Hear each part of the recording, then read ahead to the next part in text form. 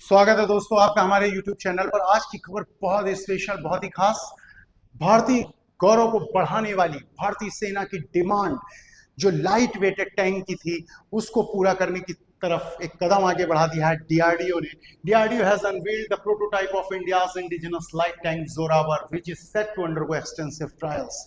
भारत ने एक प्रोटोटाइप तैयार कर दिया है जिसका नाम दिया है जोरावर, एक लाइट टैंक, स्वदेशी यानी कि स्वदेश निर्मित, और प्रोटोटाइप यानी कि एक पायलट प्रोजेक्ट के लिए तैयार कर दिया। इस पर अब आगे ट्रायल्स होंगे, बहुत ही खतरनाक ट्रायल्स, यानी कि आप देखेंगे बड़े पैमाने पर गर्मी सर्दी बरसात को झेलते हुए अगले साल 2025 में ये इंडियन आर्मी को नेक्स्ट ट्रायल्स के लिए दिया जाएगा और 2027 में ये भारतीय सेना को सौंप दिया जाएगा। उसके बाद भारत की ताकत निश्चित ही रूप से बहुत ज्यादा बढ़ जाएगी। अब हम जानते हैं इसको बनाया किसने। Jointly developed by DRDO and L&T. किसके किसके द्वारा? डीआरडीओ और एल&टी के द्वारा। डीआरडीओ का फुल फॉर्म पूछ देते हैं, defence research and development organisation, जिसकी स्थापना हुई थी 1958 में और आज इसकी 50 लैबोरेटरीज दिखाई देती हैं पूरे भारत भर में।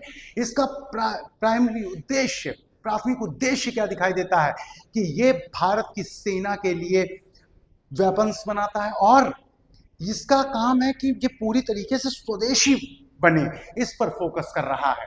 एल&टी, इसका full form Larsen and turbo, इसके दोनों के ज्वाइंट सहयोग से ये बना। इसके बाद वजन, इसकी कुछ क्षमताएं इसको जानते हैं।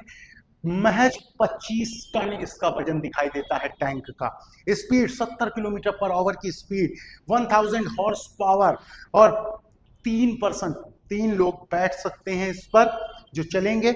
मशीन गन साथ में इंक्लूडेड है। उसके बाद जैसे हाइट पर, कोई हाइट पर बैठा हुआ है शत्रु, तो नीचे से जब ये अटैक करना है तो ये जल्दी जल्दी डिफरेंट एंगल्स पर एंगल बदल करके क्या कर सकता है, ये मारक क्षमता है इसके अंदर। एयर ट्रांसपोर्टेड यानी कि हवाई जहाज, एरोप्लेन के द्वारा इसको लिफ्ट किया जा सकता है और एक जगह से दूसरी जगह पहुंचा जा सकता है, यानी कि कितनी तेजी के साथ एक जगह से दूसरी जगह पहुंच सकता है।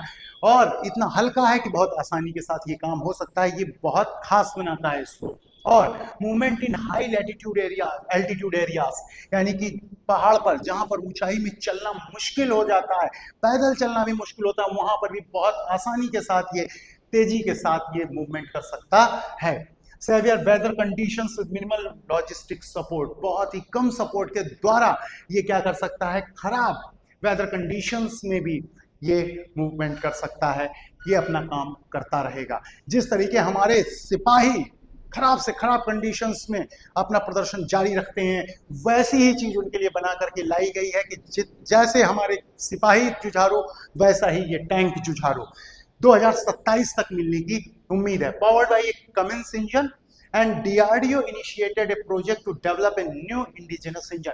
डीआरडीओ पूरी कोशिश में लगा हुआ है, प्रोजेक्ट स्टार्ट कर दिया है कि इंडिजिनस यानी कि स्वदेशी इंजन भी बन सके। इसके बाद अगस्त 25 में हमने बता दिया कि आर्मी को ट्रायल्स के लिए दिया जाएगा आगे।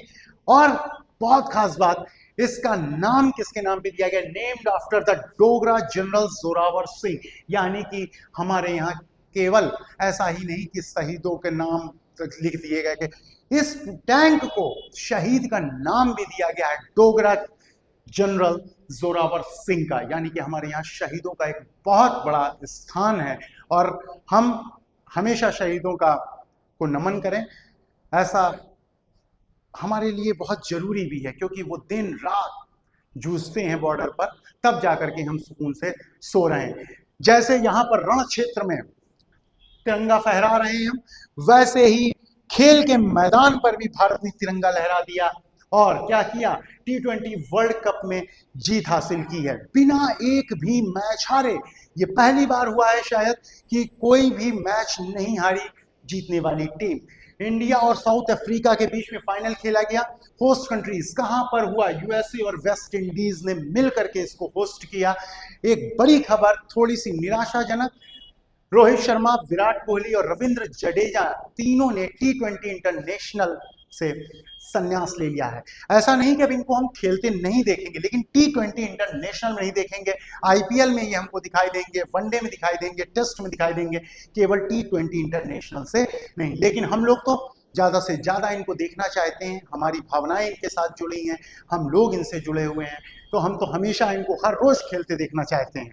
लेकिन फिर भी इनको कभी न कभी तो संन्यास लेना ही होगा, क्योंकि जब संन्यास लेंगे तभी दूसरे चेहरों को मौका मिलेगा। तो इसको भी पॉजिटिव लेते हैं, आगे बढ़ते हैं। प्लेयर ऑफ द टूर्नामेंट बने हैं जसप्रीत बुमराह।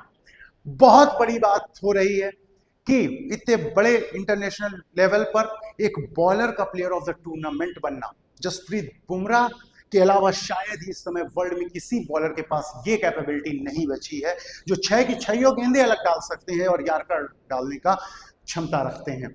जसप्रीत बुमराह T20 जहां पर जिसको बताया जा रहा है केवल बल्लेबाजों का गेम, वहां पर एक गेंदबाज का प्लेयर ऑफ द टूर्नामेंट जीतना अपने आप में एक अलग ही लेवल की दिलासा देता है। अब आपको बताना है कि साउथ अफ्रीका पर बैन कब लगा था क्रिकेट खेलने के लिए, और आपके लिए एक और जानकारी, 1991 के बाद से पहली बार आईसीसी की वर्ल्ड कप फाइनल में खेलने वाला देश पहली बार बना है साउथ अफ्रीका। यानी कि साउथ अफ्रीका ने 1991 के बाद से अभी तक कोई भी फाइनल नहीं खेला था आईसीसी का, और अब इसने खेला है। आपको बताना है कि बैन कब लगा था साउथ अफ्रीका पर। अगर आपको हमारे वीडियो अच्छे लग रहे हैं तो उन्हें लाइक करें, कमेंट करें, शेयर करें और चैनल को सब्सक्राइब करें। धन्यवाद।